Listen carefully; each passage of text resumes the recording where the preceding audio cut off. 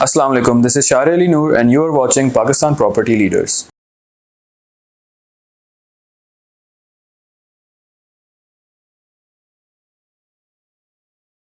पाकिस्तान की real estate market में इस वक्त किस तरह की ट्रेंड्स देखे जा रहे हैं या पाकिस्तान की रियल एस्टेट मार्केट इस वक्त कहाँ पे स्टैंड कर रही है, आज थोड़ा सा इस चीज़ को डिस्कस करेंगे।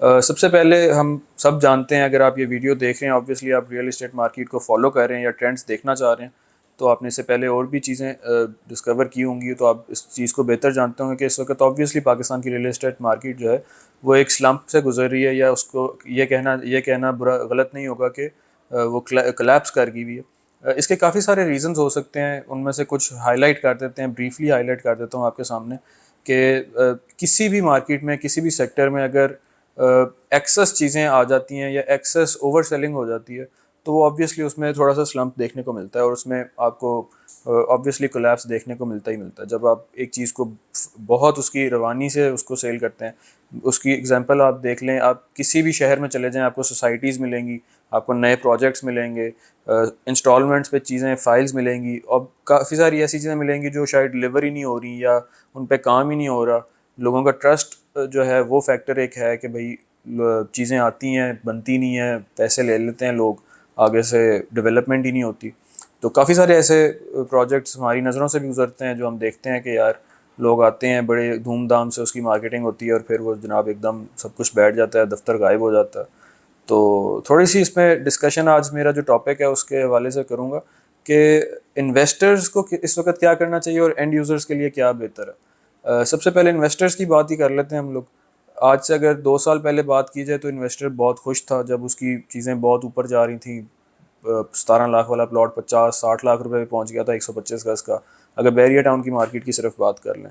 और इसके अलावा अगर बात करते हैं आज की, तो वो 60-70 लाख वाला प्लॉट आज फिर दोबारा 30 लाख रुपए पे आ गया हुआ है।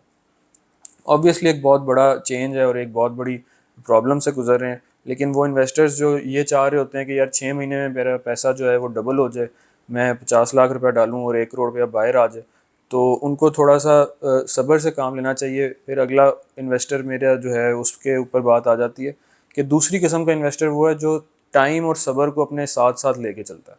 उसके लिए बड़ी आसानियाँ होती हैं क्योंकि वो समझता है कि भाई ऐसा नहीं है कि अगर मैंने पैसा डाल दिया तो 6 महीने के अंदर अंदर मैं बहुत करोड़पति बन जाऊंगा और ये पैसा मेरा डबल हो जाएगा। उसको थोड़ा सा समझना पड़ता है कि यार हाँ ठीक है, अगर आज मार्केट स्लो है तो ये बहुत एक अच्छी अपॉर्चुनिटी है इस चीज़ में बाइंग करने की, ताकि मैं अच्छी चीज़ें इस मार्केट से निकाल के अपने पास सेव करके रख लूँ। हाँ ठीक है, 1.5 साल 2 साल बाद या 1 साल बाद भी मार्केट बेहतर होती है तो मेरी इन्वेस्टमेंट डबल नहीं क्वाड्रुपल हो जाएगी। अगर आज से 2 साल पहले इस प्लॉट ने 70 लाख देख के वापस आया है, तो अगर आज ये 30 लाख रुपए पे है तो ये इंशाल्लाह 70 से ऊपर जाएगा, 1 करोड़ रुपए तक ऑब्वियसली आ जाएगा। तो कहने का मकसद ये है कि थोड़ा सा सब्र और वक़्त अगर आप यूटिलाइज़ कर सकते हैं तो ये मार्केट आपके लिए बहुत अच्छी है। लेकिन अगर आप चाह रहे हैं कि आप 10 लाख रुपया दें और 20 लाख रुपया दें और आप चाहते हैं कि फ़ाइल्स को हम लोग ट्रेड करें और पैसा जो है वो 20 लाख का 40 लाख हो जाए, ऑब्वियसली वो भी हम लोग कर सकते हैं, उसमें कोई इतना इशू नहीं है। काफ़ी सारी अच्छी सोसाइटीज़ होती हैं, हमें पता होता है कि इस जगह पे इतनी देर बाद इतना मुनाफा हो जाना है, हम ऑब्वियसली ख़ुद उन चीज़ों पे इन्वेस्ट करते रहते हैं। लेकिन कहने का मकसद ये है कि उसके अंदर रिस्क फैक्टर बहुत बड़ा होता है। हम लोग रिस्क लेते हैं क्योंकि हमारा काम है, हम रिस्क लेते हैं, हम लोग उसमें इन्वेस्टमेंट करके हम उसमें खेल लेते हैं। अगर आप रिस्क ले सकते हैं तो well and good, we invite you to our offices. लेकिन अगर आप ये चाहते हैं कि आपका रिस्क फैक्टर कम हो तो फिर आपको टाइम और सब्र के साथ काम लेना पड़ेगा अगर आप इन्वेस्टर हैं। इसके बाद आ जाता है एंड यूज़र। एंड यूज़र के लिए ये वक्त बहुत ही क्रूशल है और बहुत ही अच्छा है। मैं ये समझता हूँ कि आज से 1 साल 1.5 साल पहले मैंने उन लोगों से राब्ते मेरे होते थे जो कहते थे यार मुझे 125 गज़ का विला चाहिए, मेरा बजट है एक। ऑब्वियसली हर बंदा एक बजट लेके चल रहा होता है, लेकिन वो इन्वेस्टर्स इस तरह से मार्केट में आए हुए थे कि वो प्लॉट ले रहे थे, प्लॉट लेके उस पर घर बना के जनाब वो बेच रहे हैं। उसके बाद विलाज कंस्ट्रक्टेड प्रॉपर्टी है वो भी लेके रीसेल करते जा रहे हैं। उसमें हो ये रहा था कि 125 गज़ का अली ब्लॉक में अगर आप घर देखते थे तो वो आपको 1 करोड़ 80 लाख रुपए से नीचे मिलता ही नहीं था। जनरल प्लॉट की, जनरल विला की बात कर रहा हूँ। अगर कोई कैटेगरी थी उस विला में, एक्स्ट्रा लैंड था, तो वो एक 195 2 करोड़ रुपए को टच कर रहा था। अब ऑब्वियसली एक जो सर्टन किस्म का बायर है, जो एंड यूज़र है, जिसने आके शिफ्ट होना है, वो उसकी पहुंच से बाहर निकल गया हुआ था विला। इसी तरह से 350 गज़ के विले की बात करें जो स्पोर्ट सिटी का विला है, बड़ा ही खूबसूरत किस्म का विला बना हुआ है, वो विला आपको 3 करोड़ रुपए के आसपास मिल रहा था। तो वो भी ऑब्वियसली लोगों की पहुंच से बाहर होता जा रहा था। इसी तरह से अगर आप 500 गज की बात करते हैं पैराडाइज विलास की, वो 5 सवा 5 करोड़ रुपए पे पहुंच गया हुआ था। 235 गज के विलास की बात करें प्रीसेंट 31 प्रीसेंट 27 में, वो 175-180 लाख रुपीज़ में मिल रहे थे। तो कहने का मकसद ये है कि वो जो एंड यूज़र्स थे उनकी पहुंच से काफ़ी दूर निकल चुके थे विलास। आज मैं उन एंड यूज़र्स को दोबारा इनवाइट करता हूँ कि यार आप आके मार्केट के रेट्स देखें, आप आके इस जगह को देखें। ऑब्वियसली अमेनिटीज़ तो वहीं की वहीं है, ठीक है।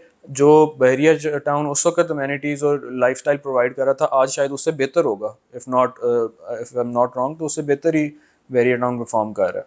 तो कहने का मकसद ये है कि अगर आपका एक बजट था, तो आज आपके वो बजट में चीज़ें आपको मिल जाती हैं। अगर आप अली ब्लॉक के विलास की बात करते हैं तो आपको 140 के से 160 के ब्रैकेट में कंस्ट्रक्टेड अच्छी क्वालिटी के बिल्कुल रेडी टू मूव विलास मिल जाते हैं। अगर परसेंट 31 और 27 की बात करते हैं, वो भी आपको इसी प्राइस ब्रैकेट में मिल जाते हैं।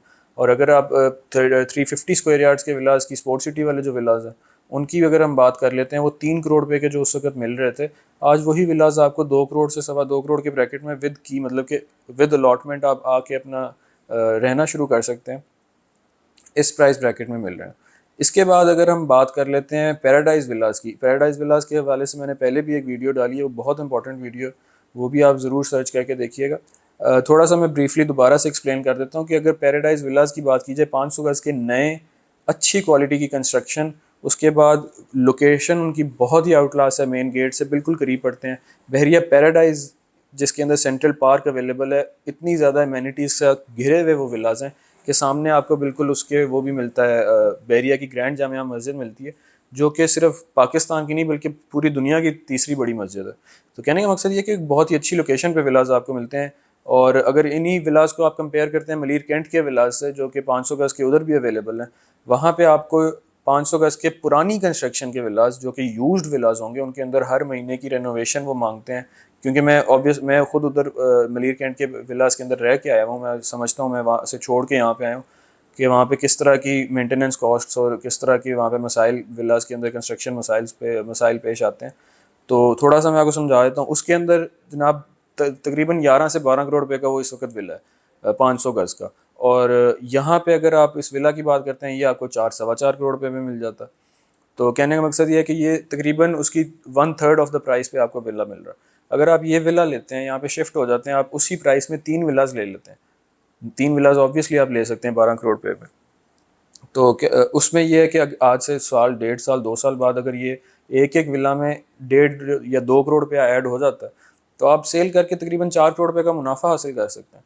तो थोड़ी सी इन्वेस्टमेंट्स को अपना बेहतर तरीके से लेके चलें। इसी तरह से जिस तरह बैरिया के अंदर एंटर होते साथ आपको कमर्शियल प्रॉपर्टीज़ नज़र आती हैं, ग्राउंड प्लस 18-20 की बिल्डिंग्स आपके लेफ्ट साइड पे फ़ौरन आ जाती हैं, राइट साइड पे आपके अली प्लाजा आता है। इनके अंदर ग्राउंड फ्लोर शोरूम्स भरे पड़े हैं। ये शोरूम्स आज से साल 1.5 साल पहले हम लोगों ने 1,20,000 रुपये, 1,30,000, 50,000 रुपये के पर स्क्वायर फुट रेट पे हमने सेल किए हैं। आज यही शोरूम्स जो हैं वो बहुत ही कम रेट्स पे आपको अवेलेबल हैं, और कुछ इंस्टॉलमेंट्स वाली ऑप्शंस भी अवेलेबल हैं।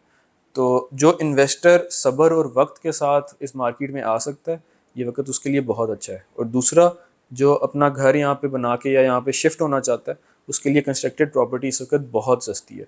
तो मैं अर्ज करता हूँ आप सबको कि अगर आप इन दोनों कैटेगरीज़ में फॉल करते हैं तो फ़ौरी हमारी टीम से रब्ता करें। नीचे आपको नंबर्स नज़र आ रहे हैं। इसी के साथ शार अली नूर को इजाज़त दें। आपसे मुलाकात होगी नेक्स्ट वीडियो में। अल्लाह हाफ़िज़।